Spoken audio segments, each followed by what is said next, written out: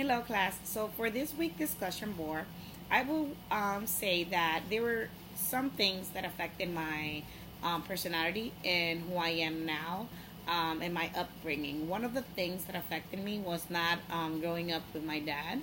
That made me a very insecure person. And not having him there, it was like not having that father guidance. And even though my mom was there, she was very strict with us, that support from dad was needed. So as a result, I became very, very rebellious, and I started doing a lot of, crazy stuff according to my age. So I needed that guidance and discipline from my dad, but it wasn't there. So also in consequence, I became very insecure. So whenever, like later on in life, when I was in a relationship, I started looking for my dad in the person, and also like my decisions were based on whatever they wanted or whatever they liked. So that was one of the things that was one of the ways that it affected me. So I felt I didn't have that father protection and support that every child needs. So I started making dumb decisions based on that void that I had.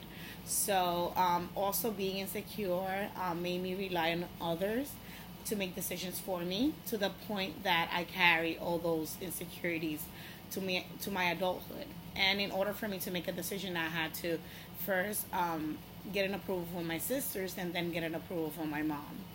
And that happened for a long time in my life, and I wasn't able like to fly out their wings, and I was always looking for their approval. And it was until I became a Christian, until you know became I converted to Christianity, when God showed me these things, and I started working on them. So now I can say I am more secure.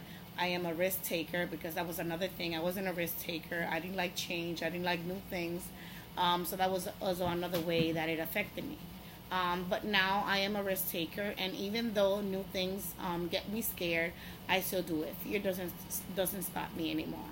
So that's my post for this week, and that's how my personality was affected by my upbringing. And you know, thank you for listening.